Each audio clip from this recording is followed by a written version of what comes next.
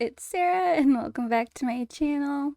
In today's video we are doing a speed build of a barn conversion, and we're doing this on the Shrieking Llama lot in Windenburg.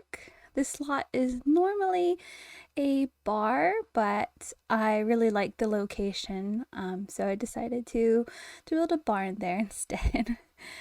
The idea behind this build is that barn conversions are quite popular here in the UK, and so I figured since Windenburg kind of reminds me of England a bit, I decided to just make something loosely inspired by barn conversions that you can find here. So the layout went down pretty quickly. I had one inspiration photo I found on Pinterest, and it was just a garden that was in front of what looked like a secondary building in someone's backyard, and then they had a shed next to it. So that's the basic idea behind it. So this lot has quite a few planter boxes on the front garden part of it, and I will be doing some nice things with those planters soon. Those planter boxes are from the outdoor retreat pack. I think that's where they came from. And this is, I tried to make this build like quite light on packs. It's a 6-pack build, so it's island living, seasons, cats and dogs, get together, outdoor retreat, and laundry day stuff. And so yeah, I didn't want to make it too many packs. I tried to do less, and I think in the future I'm going to do some more limited pack builds. And I'm also in the works of doing quite a few base game builds as well. But right here, we're jumping into the garden. I don't think I've built the shed yet, but I put down some plants, and it's summertime, so they didn't take too long to build. But I'm using some debug items to make these kind of trellises that I've seen people use over planter boxes. So I just used the Twisted Mexi tool mod, and I got the fire poker from the debug menu. I think I sized it up once for the 3 long parts of it, and I put them on 45-degree angles. And then I sized down, I think, twice for these little crossbar pieces next to it, just to make the trellis. And yeah, this speed build's going so quick. I'm trying out a different speed, and hopefully my videos won't be quite as long. But yeah, so that's how I made those trellises, and I did play test it. It takes a little bit of fidgeting. You do have to move things around a bit to get them to work. And right now I'm adding rocks to the front of the build, because that is a thing here in England that I see, and it's not even like people that have farms so much as just people in general that have homes that they might have a bit of land in front of their house, like a small garden. They'll actually put large like boulder rocks in front of their homes on the lawn, and that's just to keep people from parking.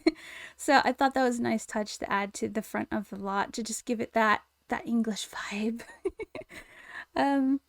And I used trellises for this build, I think from the Get Together pack, and I'm using the planter boxes as well from Get Together. And I think now I'm trying to kind of get the layout in place for where the shed's going to go. Yeah, I'm very much obsessed with gardening, and right now I live in a city, so I don't have a garden. So a lot of my builds, like, I try not to add a garden, but I always add some sort of planting element to it, because I miss gardening. I used to do gardening when I lived in the States, and so I think I just try to live vicariously through my Sims all the time. So yeah, I'm just kind of getting some of the terrain tool or the terrain paint down. And I'm using those, I think it's base game, like stone fencing. It's very low to the ground, and I thought that looked nice for mapping out the garden space, so it's your sim won't trample over the plants. They kind of just, because that fence is there, it forces them to just walk into the garden area. And I put that little plant, like a stack of plant pots, and that flower arranging table that's in base game there. And because this was a converted barn, I thought the sim that would live here is just really into like herbal stuff and planting and all things botany. So I used a lot of plants in that second side garden next to the shed. A lot of plants there are from Outdoor Retreat. So if your sim wanted to do herbalism, a lot of the plants there they can use for making their salves and brews and stuff. I haven't used too much of the herbalism skill. I haven't used it too much, but I always see the items in debug, and I have played Outdoor Retreat a few times, and I've met the hermit in the forest, and that's always nice. So yeah, if you're into that kind of gameplay of doing herbalism and gardening, this is like the perfect lot for you. And the shed then off to the side is meant to just be a shed for, you know, all their garden bits and bobs. Like you've got your it always looks like a leaf blower, but I think that item on the shelf is a harvesting thing. I can't remember what it's called, but I found it in debug. And yeah, so the shed is mainly just a kind of catch-all for all of your garden stuff, and you can do some woodworking in there, and I thought it felt really nice and cozy. And you've got some fertilizer bags for your plants, and I'm using the tool mod to get the rake and broom in there to stand up, because they don't come that way in the debug menu. I have a little seating area outside, but not too much. It's quite tightly packed, this lot. It's mostly just the barn, the shed, and then all of these planter boxes. And I did put down bees so that can help with your crops. And I did make it kind of off-grid capable, because I put the wash basin and clothesline for laundry, but I do include one inside of the barn as well. And so now I'm in the barn itself. Barn conversions, I see them online all the time, and they look really cool. Basically, people get barns and they convert them into homes, and I wanted this build to still have the vibes of the barn, kind of have exposed beams and some of the raw stone that might have been used in the barn. I don't think barns here are made out of, well, they can be made out of stone, but there's also like timber ones as well. So it's, yeah, kind of just a mashup of timber and stone in this build. And I'm putting the, what do you call those? Spandrels, that's what they're called. So I'm using some columns and some spandrels, and I build a fence and put up the spandrels, and then I delete the fence to create this kind of exposed beam in the barn. And that's just kind of like, I'm thinking maybe this barn used to have horses in it maybe, and they kind of took away all the stalls and broke everything down, and it to just bare support beams. And that's kind of, yeah, that's the idea behind it. And it's a great way to add beams in your home without having to do like use debug items and then elevate them and those sorts of things. And here's the kitchen, and the kitchen is off-grid capable. It has the wood burning stove and the icebox looking thing that you can use in the off-grid tab in the game. So yeah, so the kitchen is just basic, cozy. There's a coffee pot, and I was able to include a little dining area. I play tested some of the seating in this build, but I'm not sure if you can use all of the chairs that are going to be in the dining room. So yeah, it might be a little bit of issues with the gameplay side of this, but for the most part everything is pretty functional in here. And I added some flowers on the table. This is a really high speed, but it really helps make this video shorter, so hopefully you're able to kind of follow along.